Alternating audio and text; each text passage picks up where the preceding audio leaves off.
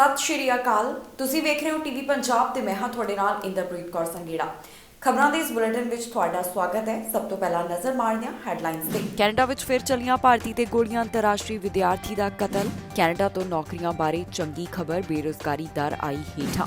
Amazon prime ਨੇ Canada ਵਿੱਚ ਵਧਾਈ ਕੀਮਤ, ਪ੍ਰਾਈਮ ਮੈਂਬਰਸ਼ਿਪ ਦੇ ਵਿੱਚ ਕੀਤਾ ਵਾਧਾ। ਫੈਡਰਲ ਬਜਟ ਦਾ ਹੋਇਆ ਵਿਰੋਧ, ਜਗਮੀਤ ਸਿੰਘ ਵੱਲੋਂ ਆਪਣੀ ਤਾਰੀਫ। ਘਰ ਚੋਂ ਮਿਲੀ ਮਾਂ ਤੇ ਭੈਣ ਦੀ ਲਾਸ਼, ਪੁਲਿਸ ਨੇ ਭਰਾ ਕੀਤਾ ਕਾਬੂ। ਕੈਨੇਡਾ ਤੋਂ ਅੰਤਰਰਾਸ਼ਟਰੀ ਵਿਦਿਆਰਥੀ ਦੇ ਕਤਲ ਦਾ ਮਾਮਲਾ ਸਾਹਮਣੇ ਆਇਆ, ਜਿੱਥੇ ਸਬਵੇ ਸਟੇਸ਼ਨ ਦੇ ਬਾਹਰ ਗੋਲੀਆਂ ਮਾਰ ਕੇ ਇਸ ਨੂੰ ਨਿਸ਼ਾਨਾ ਬਣਾਇਆ ਗਿਆ।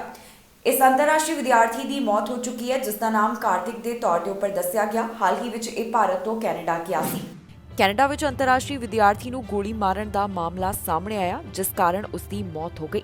ਜੀ ਹਾਂ, ਇਹ ਖਬਰ ਟੋਰਾਂਟੋ ਤੋਂ ਸਾਹਮਣੇ ਆ ਰਹੀ ਹੈ, ਜਿੱਥੇ ਅੰਤਰਰਾਸ਼ਟਰੀ ਵਿਦਿਆਰਥੀ ਨੂੰ ਸਬਵੇ ਸਟੇਸ਼ਨ ਦੇ ਬਾਹਰ ਗੋਲੀਆਂ ਮਾਰੀਆਂ ਗਈਆਂ। ਗੋਲੀਆਂ ਲੱਗਣ ਦੇ ਕਾਰਨ ਉਸ ਦੀ ਮੌਤ ਹੋ ਗਈ, ਜਿਸ ਬਾਰੇ ਪੁਲਿਸ ਨੇ ਜਾਣਕਾਰੀ ਸਾਂਝੀ ਕੀਤੀ ਹੈ।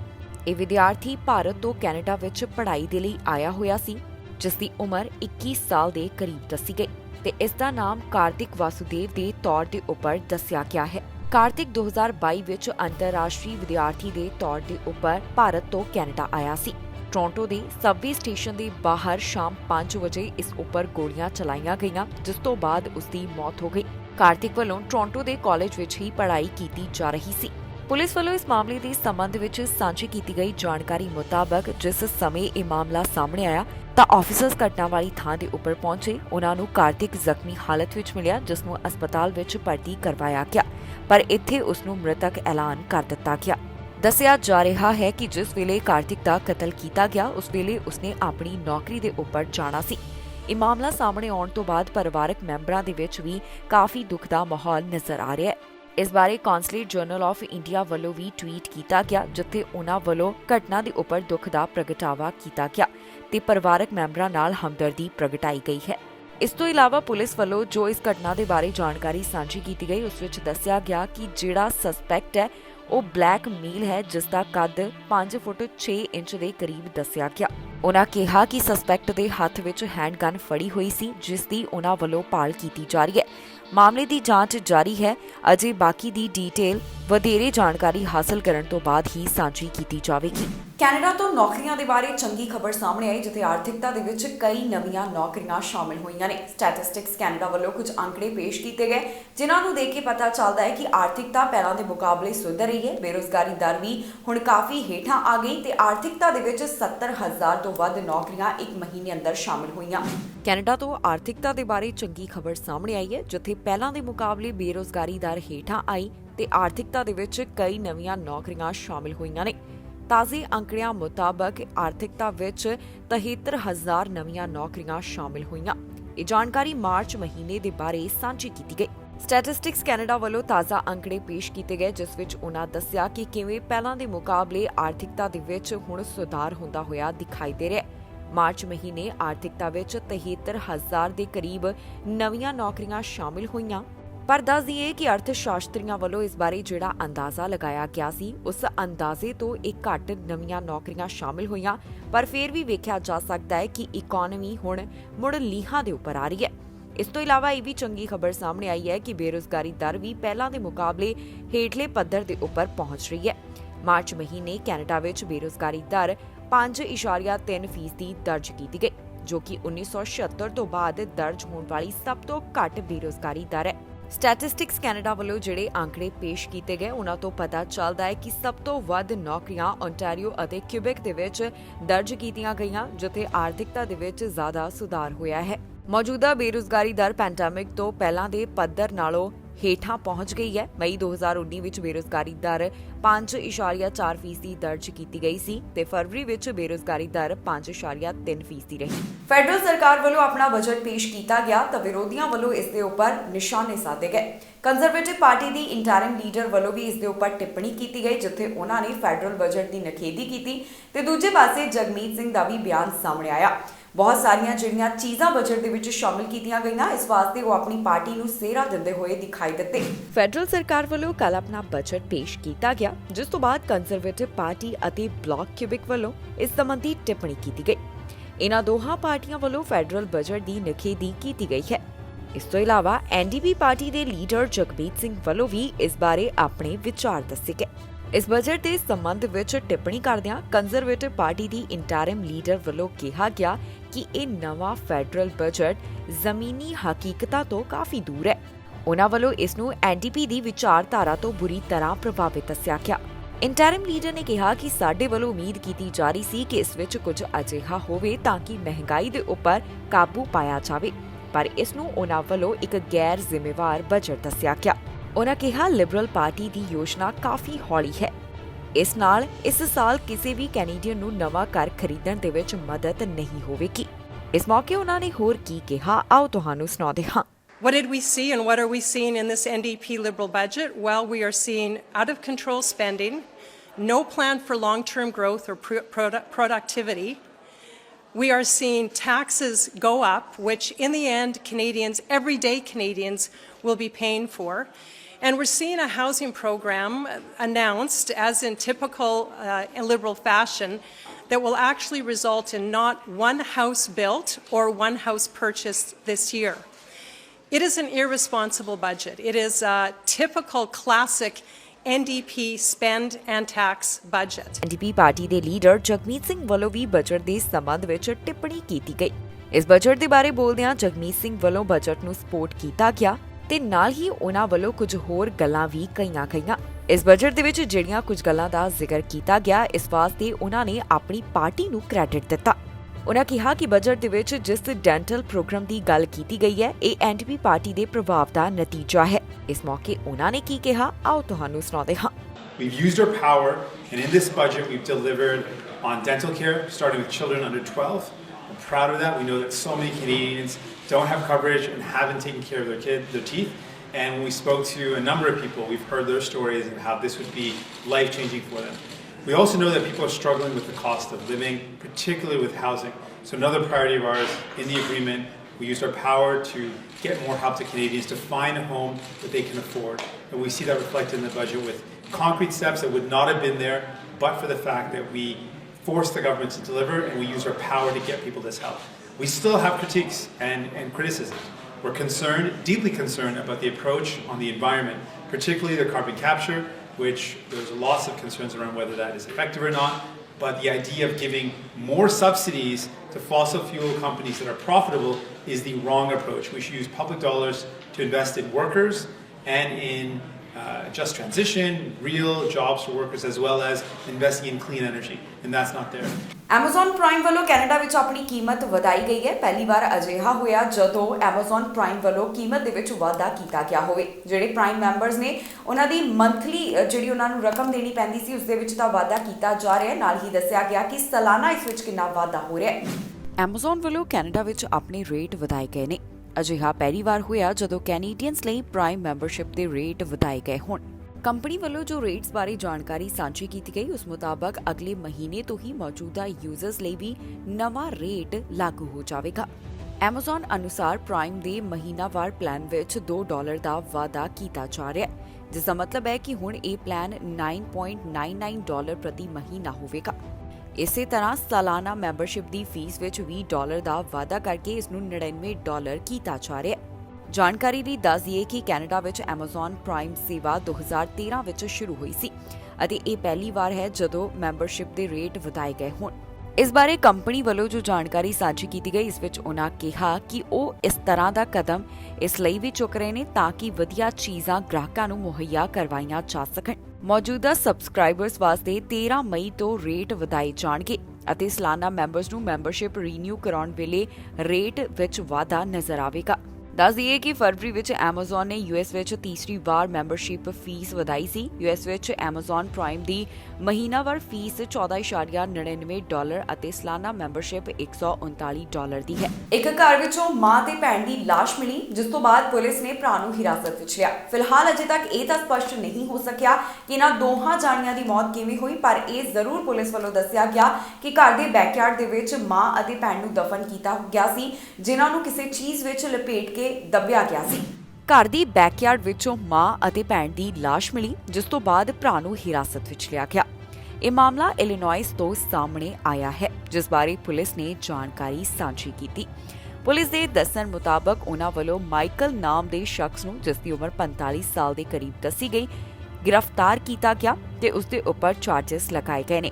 ਪੁਲਿਸ ਵੱਲੋਂ ਸਾਂਝੀ ਕੀਤੀ ਗਈ ਜਾਣਕਾਰੀ ਮੁਤਾਬਕ ਅਜੇ ਮਾਂ ਤੇ ਭੈਣ ਦੀ ਮੌਤ ਦੇ ਸੰਬੰਧ ਵਿੱਚ ਭਰਾ ਨੂੰ ਚਾਰਜ ਨਹੀਂ ਕੀਤਾ ਗਿਆ, ਕਿਉਂਕਿ ਅਜੇ ਤੱਕ ਇਹ ਸਪਸ਼ਟ ਨਹੀਂ ਹੋ ਸਕਿਆ ਕਿ ਇਹਨਾਂ ਦੋਹਾਂ ਦੀ ਮੌਤ ਦਾ ਅਸਲ ਕੀ ਕਾਰਨ ਹੈ। ਜਿਹੜੀ ਦੋ ਜਾਣਿਆਂ ਦੀ ਮੌਤ ਹੋਈ, ਉਹਨਾਂ ਵਿੱਚ ਇੱਕ ਦੀ ਪਹਿਚਾਣ 79 ਸਾਲਾ ਜੀਨ ਤੇ ਦੂਸਰੀ ਦੀ 44 ਸਾਲਾ ਜੈਨੀਫਰ ਦੇ ਤੌਰ ਦੇ ਉੱਪਰ ਦੱਸੀ ਗਈ ਹੈ। ਇਸ ਤੋਂ ਇਲਾਵਾ ਇਹ ਵੀ ਰਿਪੋਰਟਸ ਸਾਹਮਣੇ ਆ ਰਹੀਆਂ ਨੇ ਕਿ ਮਾਈਕਲ ਦੇ ਭਰਾ ਨੂੰ ਵੀ ਗ੍ਰਿਫਤਾਰ ਕੀਤਾ ਗਿਆ, ਪਰ ਅਜੇ ਉਸ ਦੇ ਉੱਪਰ ਚਾਰजेस ਲਗਾਉਣੇ ਬਾਕੀ ਹਨ। ਪੁਲਿਸ ਦਾ ਦੱਸਣਾ ਹੈ ਕਿ ਉਹਨਾਂ ਨੂੰ ਅਗਸਤ 2021 ਦੌਰਾਨ ਇੱਥੇ ਬੁਲਾਇਆ ਗਿਆ ਸੀ, ਜਦੋਂ ਉਹਨਾਂ ਨੂੰ ਲਾਸ਼ਾਂ ਮਿਲੀਆਂ। ਇਹਨਾਂ ਦੋਹਾਂ ਲਾਸ਼ਾਂ ਨੂੰ ਪਲਾਸਟਿਕ ਟੱਬਸ ਦੇ ਵਿੱਚ ਦਫਨਾਇਆ ਗਿਆ ਸੀ ਤੇ ਚੰਗੀ ਤਰ੍ਹਾਂ ਸੀਲ ਕੀਤਾ ਗਿਆ।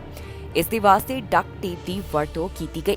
ਇਸ ਬਾਰੇ ਮਾਈਕਲ ਵੱਲੋਂ ਪੁਲਿਸ ਨੂੰ ਵੀ ਦੱਸਿਆ ਗਿਆ, ਜਿਸ ਵਿੱਚ ਉਹਨਾਂ ਕਿਹਾ ਕਿ ਭੈਣ ਵੱਲੋਂ ਉਹਨਾਂ ਦੀ ਮਾਂ ਨੂੰ ਧੱਕਾ ਮਾਰ ਦਿੱਤਾ ਗਿਆ, ਜਿਸ ਕਾਰਨ 2015 ਵਿੱਚ ਉਸ ਦੀ ਮੌਤ ਹੋ ਗਈ ਤੇ ਬਾਅਦ ਵਿੱਚ ਭੈਣ ਬਿਮਾਰ ਹੋਣ ਕਾਰਨ ਉਸ ਦੀ ਮੌਤ ਹੋ ਗਈ, ਜਿਸ ਕਾਰਨ ਇਹਨਾਂ ਦੋਹਾਂ ਨੂੰ ਦਫਨਾ ਦਿੱਤਾ ਗਿਆ।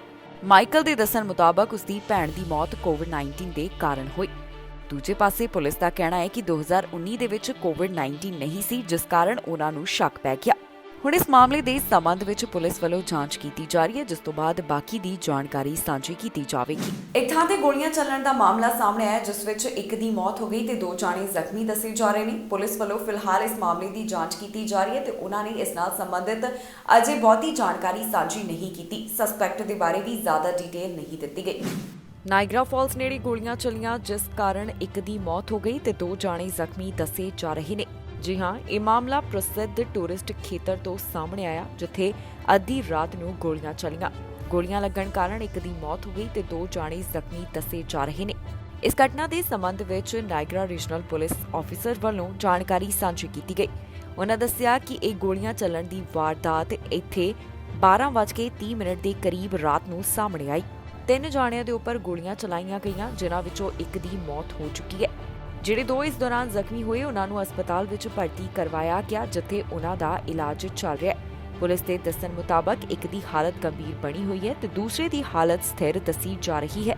ਫਿਲਹਾਲ ਪੁਲਿਸ ਵੱਲੋਂ ਸਸਪੈਕਟ ਦੇ ਬਾਰੇ ਜ਼ਿਆਦਾ ਡਿਟੇਲ ਸਾਂਝੀ ਨਹੀਂ ਕੀਤੀ ਗਈ। ਹੁਣ ਇਸ ਮਾਮਲੇ ਦੀ ਜਾਂਚ ਹੋਮਿਸਾਈਡ ਯੂਨਿਟ ਵੱਲੋਂ ਕੀਤੀ ਜਾ ਰਹੀ ਹੈ ਤੇ ਨਾਲ ਹੀ ਉਹਨਾਂ ਦਾ ਕਹਿਣਾ ਹੈ ਕਿ ਇਹ ਜੋ ਮਾਮਲਾ ਸਾਹਮਣੇ ਆਇਆ, ਇਸ ਨਾਲ ਆਮ ਲੋਕਾਂ ਨੂੰ ਕੋਈ ਵੀ ਖਤਰਾ ਨਹੀਂ ਹੈ।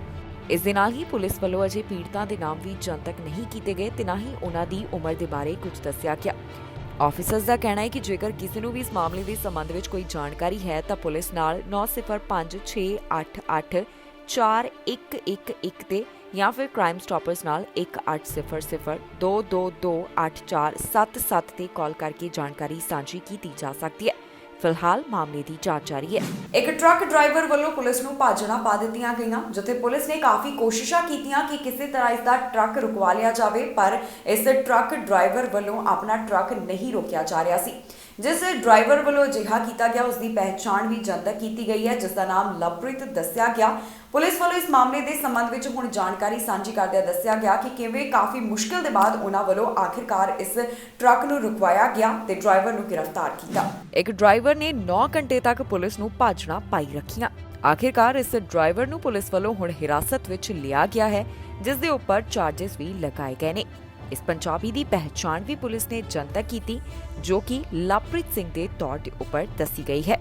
ਦਰਅਸਲ ਇਹ ਮਾਮਲਾ ਓਨਟਾਰੀਓ ਤੋਂ ਸਾਹਮਣੇ ਆਇਆ, ਜਿੱਥੇ ਕਿਊਬਿਕ ਅਤੇ ਓਨਟਾਰੀਓ ਪੁਲਿਸ ਵੱਲੋਂ ਇੱਕ ਡਰਾਈਵਰ ਦਾ ਪਿੱਛਾ ਕੀਤਾ ਜਾ ਰਿਹਾ ਸੀ। 9 ਘੰਟਿਆਂ ਤੱਕ ਇਹ ਪੁਲਿਸ ਦੇ ਹੱਥ ਨਹੀਂ ਲੱਗਾ, ਪਰ ਹੁਣ ਪੁਲਿਸ ਵੱਲੋਂ ਇਸ ਨੂੰ ਹਿਰਾਸਤ ਵਿੱਚ ਲਿਆ ਗਿਆ, ਜਿਸ ਦੇ ਉੱਪਰ ਕਾਰਵਾਈ ਵੀ ਕੀਤੀ ਗਈ ਹੈ। ਜਲਦ ਹੀ ਲਵਪ੍ਰੀਤ ਸਿੰਘ ਨੂੰ ਕੋਰਟ ਦੇ ਵਿੱਚ ਪੇਸ਼ ਕੀਤਾ ਜਾਵੇਗਾ, ਜਿੱਥੇ ਉਸ ਦੀ ਪੇਸ਼ੀ ਵੀਡੀਓ ਕਾਨਫਰੰਸ ਦੇ ਰਾਹੀਂ ਹੋਣ ਵਾਲੀ ਹੈ। ਜਾਣਕਾਰੀ ਲਈ ਦੱਸ ਦਈਏ ਕਿ ਬੁੱਧਵਾਰ ਦੁਪਹਿਰ 12:15 ਦੇ ਕਰੀਬ ਹਾਈਵੇ 20 ਤੋਂ ਇੱਕ ਅਜਿਹਾ ਮਾਮਲਾ ਸਾਹਮਣੇ ਆਇਆ, ਜਿੱਥੇ ਪੁਲਿਸ ਨੂੰ ਜਾਣਕਾਰੀ ਮਿਲੀ ਕਿ ਇੱਥੇ ਇੱਕ ਟਰੱਕਰ ਵੱਲੋਂ ਗੈਰ ਜ਼ਿੰਮੇਵਾਰ ਤਰੀਕੇ ਨਾਲ ਬਿਹੇਵ ਕੀਤਾ ਜਾ ਰਿਹਾ ਸੀ। ਫਿਰ ਇਸ ਟਰੱਕ ਨੂੰ ਰੋਕਣ ਦੀ ਕੋਸ਼ਿਸ਼ ਕੀਤੀ ਗਈ, ਪਰ ਉਸ ਵੱਲੋਂ ਟਰੱਕ ਰੋਕਣ ਤੋਂ ਇਨਕਾਰ ਕਰ ਦਿੱਤਾ ਗਿਆ। ਜਿਸ ਦੌਰਾਨ ਉਸ ਦਾ ਪਿੱਛਾ ਕੀਤਾ ਜਾ ਰਿਹਾ ਸੀ, ਉਸ ਵੇਲੇ ਲਵਪ੍ਰੀਤ ਸਿੰਘ ਨੇ ਪੁਲਿਸ ਦੀ ਗੱਡੀ ਨੂੰ ਵੀ ਟੱਕਰ ਮਾਰੀ ਤੇ ਉਹ ਲਗਾਤਾਰ ਆਪਣੇ ਟਰੱਕ ਨੂੰ ਭਜਾਉਂਦਾ ਰਿਹਾ। ਜਾਣਕਾਰੀ ਮੁਤਾਬਕ ਇਸ ਨੇ ਆਪਣੇ ਟਰੱਕ ਨੂੰ 150 ਕਿਲੋਮੀਟਰ ਤੱਕ ਭਜਾਇਆ। ਪੁਲਿਸ ਵੱਲੋਂ ਕਾਫੀ ਤਰ੍ਹਾਂ ਦੀਆਂ ਕੋਸ਼ਿਸ਼ਾਂ ਕੀਤੀਆਂ ਗਈਆਂ ਤਾਂ ਕਿ ਇਸ ਡਰਾਈਵਰ ਨੂੰ ਕਾਬੂ ਕਰ ਲਿਆ ਜਾਵੇ।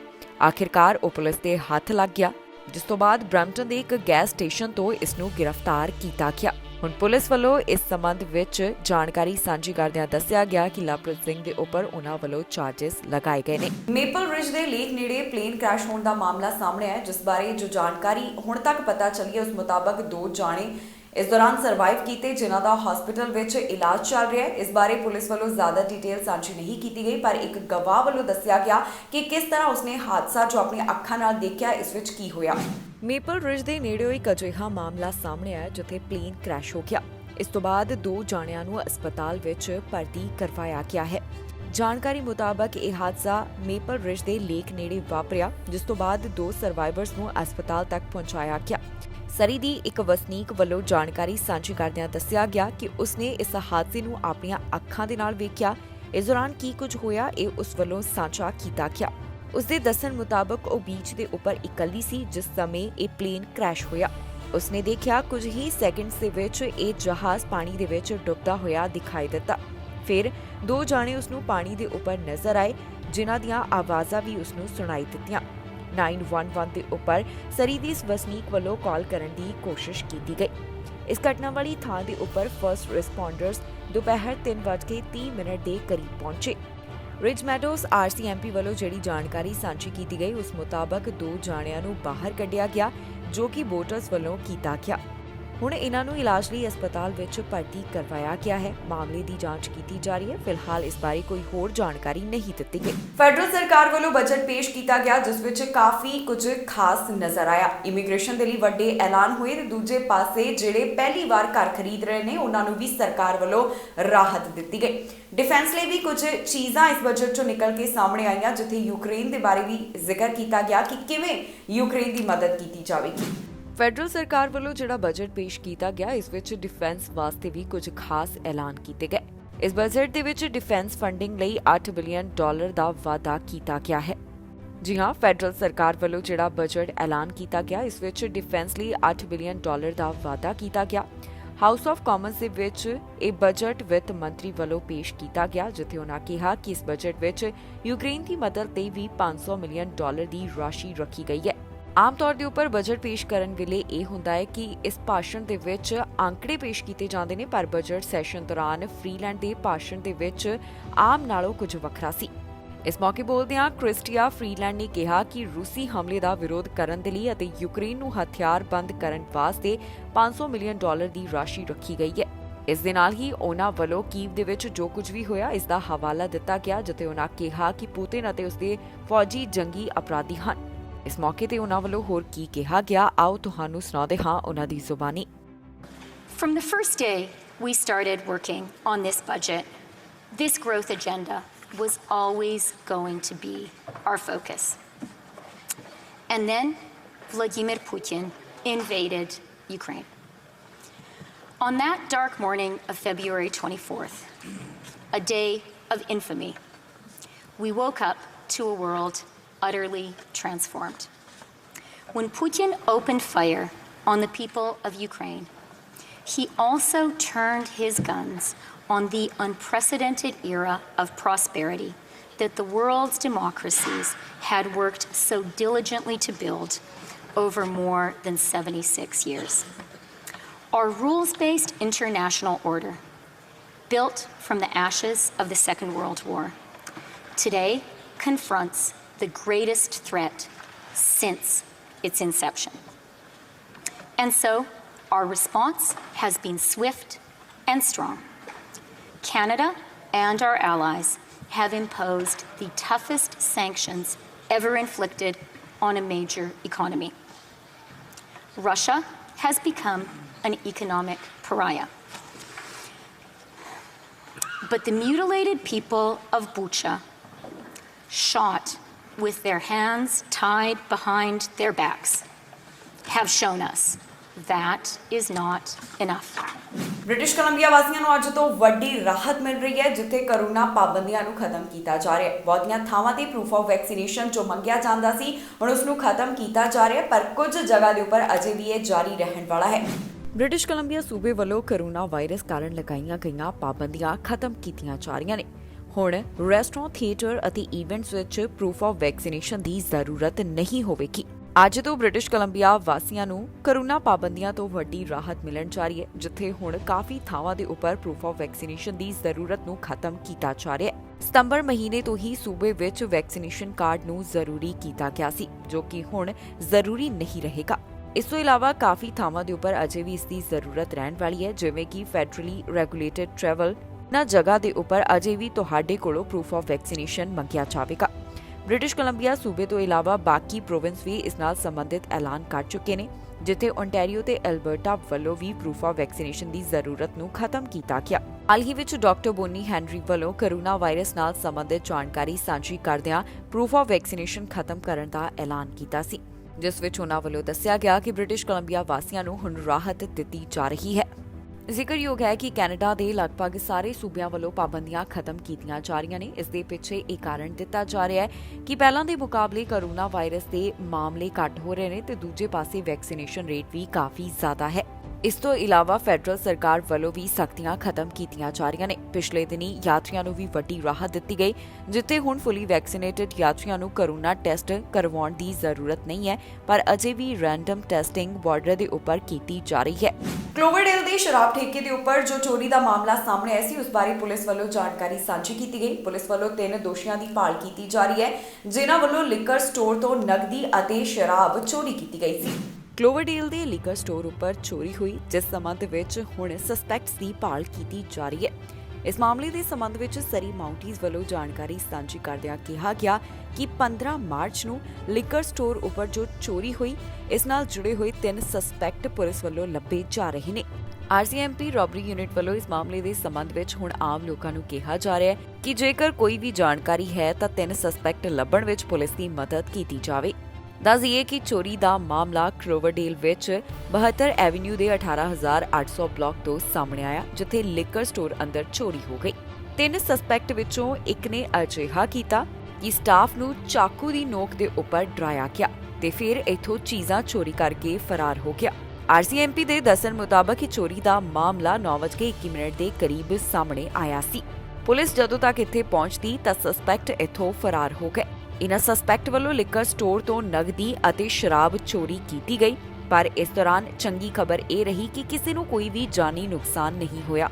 ਜਿਸ ਸਸਪੈਕਟ ਦੇ ਹੱਥ ਵਿੱਚ ਚਾਕੂ ਸੀ, ਉਸਨੇ ਕਾਲੇ ਰੰਗ ਦੇ ਕੱਪੜੇ ਪਾਏ ਹੋਏ ਸਨ ਤੇ ਨੀਲੇ ਲੈਟੈਕਸ ਗਲਵਜ਼ ਵੀ ਪਾਏ ਹੋਏ ਸਨ। ਪੁਲਿਸ ਦਾ ਕਹਿਣਾ ਹੈ ਕਿ ਜੇਕਰ ਕਿਸੇ ਨੂੰ ਇਸ ਬਾਰੇ ਕੋਈ ਜਾਣਕਾਰੀ ਹੋਵੇ ਤਾਂ 6045990502 ਜਾਂ ਫਿਰ ਕ੍ਰਾਈਮ ਸਟਾਪਰਸ ਨਾਲ 1800-222-8477 ਤੇ ਕਾਲ ਕਰਕੇ ਜਾਣਕਾਰੀ ਸਾਂਝੀ ਕੀਤੀ ਜਾ ਸਕਦੀ ਹੈ। ਕੈਨੇਡਾ ਦੇ ਵੱਖ-ਵੱਖ ਹਿੱਸਿਆਂ ਤੋਂ ਇੱਕ ਵਾਰ ਫਿਰ ਤੋਂ ਕੋਰੋਨਾ ਵਾਇਰਸ ਦੇ ਜ਼ਿਆਦਾ ਮਾਮਲੇ ਸਾਹਮਣੇ ਆਉਣ ਲੱਗੇ ਨੇ। ਓਨਟਾਰੀਓ ਵਿੱਚ ਅੱਜ 4000 ਤੋਂ ਜ਼ਿਆਦਾ ਮਾਮਲੇ ਸਾਹਮਣੇ ਆਏ ਤੇ ਕਿਊਬੈਕ ਦੇ ਵਿੱਚ ਵੀ ਲਗਾਤਾਰ ਗਿਣਤੀ ਵਧਦੀ ਹੋਈ ਦਿਖਾਈ ਦੇ ਰਹੀ ਹੈ।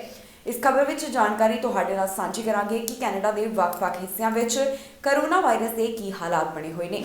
ਓਨਟਾਰੀਓ ਵਿੱਚ ਪਹਿਲਾਂ ਦੇ ਮੁਕਾਬਲੇ ਕੋਰੋਨਾ ਵਾਇਰਸ ਦੇ ਮਾਮਲੇ ਵੱਧ ਹੋਣ ਲੱਗੇ ਨੇ, ਜਿੱਥੇ 6ਵੀਂ ਲਹਿਰ ਦੀ ਸ਼ੁਰੂਆਤ ਹੋ ਚੁੱਕੀ ਹੈ। ਓਨਟਾਰੀਓ ਦੇ ਹਸਪਤਾਲ ਵਿੱਚ 1000 ਤੋਂ ਮਰੀਜ਼ ਨੇ। ਜਾਣਕਾਰੀ ਮੁਤਾਬਕ ਇੱਥੇ 1135 ਮਰੀਜ਼ ਹਨ ਜਿਨ੍ਹਾਂ ਦਾ ਕੋਵਿਡ ਕਰਕੇ ਇਲਾਜ ਚੱਲ ਰਿਹਾ ਤੇ ਇੰਟੈਂਸਿਵ ਕੇਅਰ ਅਧੀਨ 166 ਦਾ ਅੰਕੜਾ ਦੱਸਿਆ ਗਿਆ। ਪ੍ਰੋਵਿੰਸ ਵਿੱਚ ਪਹਿਲਾਂ ਦੇ ਮੁਕਾਬਲੇ ਕੋਰੋਨਾ ਵਾਇਰਸ ਦੇ ਕਾਫੀ ਮਾਮਲੇ ਦਰਜ ਕੀਤੇ ਜਾ ਰਹੇ ਨੇ। 24 ਘੰਟਿਆਂ ਦੌਰਾਨ ਇੱਥੇ 4295 ਕੇਸਿਸ ਸਾਹਮਣੇ ਆਏ, ਜਿਸ ਤੋਂ ਬਾਅਦ ਹੁਣ ਤੱਕ ਦੇ ਕੋਰੋਨਾ ਮਾਮਲਿਆਂ ਦੀ ਗਿਣਤੀ 11,88,640 ਦੇ ਉੱਪਰ ਪਹੁੰਚ ਗਈ। ਸੂਬੇ ਵਿੱਚ ਜਿਹੜੀਆਂ 24 ਘੰਟਿਆਂ ਦੌਰਾਨ ਮੌਤਾਂ ਹੋਈਆਂ, ਉਸ ਤੋਂ ਬਾਅਦ ਮੌਤਾਂ ਦਾ ਅੰਕੜਾ 12,537 ਦੇ ਉੱਪਰ ਪਹੁੰਚ ਗਿਆ। ਵੈਕਸੀਨੇਸ਼ਨ ਦੀ ਜਾਣਕਾਰੀ ਮੁਤਾਬਕ ਓਨਟਾਰੀਓ ਵਿੱਚ ਕਾਫੀ ਲੋਕਾਂ ਵੱਲੋਂ ਕੋਵਿਡ-19 ਵੈਕਸੀਨ ਦੀ ਪਹਿਲੀ ਦੂਸਰੀ ਡੋਜ਼ ਤਾਂ ਹਾਸਲ ਕੀਤੀ ਗਈ, ਪਰ ਤੀਜਾ ਟੀਕਾ ਲਗਵਾਉਣ ਵਾਲਿਆਂ ਦਾ ਅੰਕੜਾ ਵੀ ਪਹਿਲਾਂ ਦੇ ਮੁਕਾਬਲੇ ਕਾਫੀ ਜ਼ਿਆਦਾ ਹੈ। ਇਸ ਤੋਂ ਇਲਾਵਾ ਹੁਣ ਸੂਬਿਆਂ ਦੇ ਵਿੱਚ ਕੋਵਿਡ-19 ਵੈਕਸੀਨ ਦੇ ਚੌਥੇ ਟੀਕੇ ਨੂੰ ਲੈ ਕੇ ਵੀ ਚਰਚਾ ਸ਼ੁਰੂ ਹੋ ਗਈ ਹੈ। ਓਨਟਾਰੀਓ ਤੋਂ ਵੀ ਜਾਣਕਾਰੀ ਸਾਹਮਣੇ ਆਈ ਹੈ, ਜਿੱਥੇ ਚੌਥੇ ਟੀਕੇ ਦੇ ਵਾਸਤੇ ਬੁਕਿੰਗ ਸ਼ੁਰੂ ਕਰ ਦਿੱਤੀ ਗਈ। ਜਿਹੜੇ ਓਨਟਾਰੀਓ ਵਾਸੀ ਇਹ ਟੀਕਾ ਲਗਵਾਉਣਾ ਚਾਹੁੰਦੇ ਨੇ, ਉਹ ਆਪਣੀ ਅਪਾਇੰਟਮੈਂਟ ਬੁੱਕ ਕਰਵਾ ਸਕਦੇ ਨੇ। ਕਿਊਬੈਕ ਵਿੱਚ ਵੀ ਪਹਿਲਾਂ ਦੇ ਮੁਕਾਬਲੇ ਕੋਰੋਨਾ ਵਾਇਰਸ ਦੇ ਮਾਮਲੇ ਵੱਧ ਹੋਣ ਲੱਗੇ ਨੇ। ਹਸਪਤਾਲ ਵਿੱਚ 1000 ਤੋਂ ਵੱਧ ਮਰੀਜ਼ਾਂ ਦੀ ਗਿਣਤੀ ਹੈ। ਹਸਪਤਾਲ ਵਿੱਚ 1637 ਮਰੀਜ਼ ਹਨ ਜਿਨ੍ਹਾਂ ਦਾ ਕੋਵਿਡ ਵਾਇਰਸ ਕਾਰਨ ਇਲਾਜ ਚੱਲ ਰਿਹਾ ਤੇ ਇੰਟੈਂਸਿਵ ਕੇਅਰ ਅਧੀਨ ਬਾੜ ਦਾ ਅੰਕੜਾ ਦੱਸਿਆ ਗਿਆ। 24 ਘੰਟਿਆਂ ਦੌਰਾਨ 3000 ਤੋਂ ਜ਼ਿਆਦਾ ਮਾਮਲੇ ਸਾਹਮਣੇ ਆਏ। 24 ਘੰਟਿਆਂ ਦੌਰਾਨ ਇੱਥੇ 3572 ਕੇਸਿਸ ਦਰਜ ਕੀਤੇ ਗਏ ਤੇ 30 ਮੌਤਾਂ ਇਸ ਵਾਇਰਸ ਕਾਰਨ ਹੋਈਆਂ। ਪੈਂਡੈਮਿਕ ਦੀ ਸ਼ੁਰੂਆਤ ਤੋਂ ਲੈ ਕੇ ਹੁਣ ਤੱਕ 9,92,649 ਕੁੱਲ ਕੋਰੋਨਾ ਦੇ ਮਾਮਲੇ ਸਾਹਮਣੇ ਆ ਚੁੱਕੇ ਨੇ। 14,512 ਮੌਤਾਂ ਇਸ ਵਾਇਰਸ ਕਾਰਨ ਹੋ ਚੁੱਕੀਆਂ ਨੇ। ਵੈਕਸੀਨੇਸ਼ਨ ਦੀ ਜਾਣਕਾਰੀ ਮੁਤਾਬਕ ਜਿਨ੍ਹਾਂ ਦੀ ਉਮਰ 5 ਸਾਲ ਤੇ ਇਸ ਤੋਂ ਵੱਧ ਹੈ ਉਹਨਾਂ ਵਿੱਚ 91% ਆਬਾਦੀ ਵੱਲੋਂ ਕੋਵਿਡ-19 ਵੈਕਸੀਨ ਦੀ ਪਹਿਲੀ ਡੋਜ਼, 87% ਆਬਾਦੀ ਵੱਲੋਂ ਕੋਵਿਡ-19 ਵੈਕਸੀਨ ਦੀਆਂ 2 ਡੋਜ਼, 53% ਆਬਾਦੀ ਉਹ ਹੈ ਜਿਨ੍ਹਾਂ ਵੱਲੋਂ ਕੋਵਿਡ-19 ਵੈਕਸੀਨ ਦਾ ਬੂਸਟਰ ਡੋਜ਼ ਜਾਣੀ ਕਿ 3 ਡੋਜ਼ਸ ਹਾਸਲ ਕੀਤੀਆਂ ਜਾ ਚੁੱਕੀਆਂ ਨੇ। ਇਸ ਦੇ ਨਾਲ ਹੀ ਜਾਂਦੇ ਇੱਕ ਵਾਰ ਫਿਰ ਤੋਂ ਨਜ਼ਰ ਮਾਰਦੇ ਹਾਂ ਹੈਡਲਾਈਨਸ ਤੇ। ਕੈਨੇਡਾ ਵਿੱਚ ਫਿਰ ਚੱਲੀਆਂ ਭਾਰਤੀ ਤੇ ਗੋਲੀਆਂ, ਅੰਤਰਰਾਸ਼ਟਰੀ ਵਿਦਿਆਰਥੀ ਦਾ ਕਤਲ। ਕੈਨੇਡਾ ਤੋਂ ਨੌਕਰੀਆਂ ਬਾਰੇ ਚੰਗੀ ਖਬਰ, ਬੇਰੁਜ਼ਗਾਰੀ ਦਰ ਆਈ ਹੇਠਾਂ। ਐਮਾਜ਼ਨ ਪ੍ਰਾਈਮ ਨੇ ਕੈਨੇਡਾ ਵਿੱਚ ਵਧਾਈ ਕੀਮਤ, ਪ੍ਰਾਈਮ ਮੈਂਬਰਸ਼ਿਪ ਦੇ ਵਿੱਚ ਕੀਤਾ ਵਾਧਾ। ਫੈਡਰਲ ਬਜਟ ਦਾ ਹੋਇਆ ਵਿਰੋਧ, ਜਗਮੀਤ ਸਿੰਘ ਵੱਲੋਂ ਆਪਣੀ ਤਾਰੀਫ।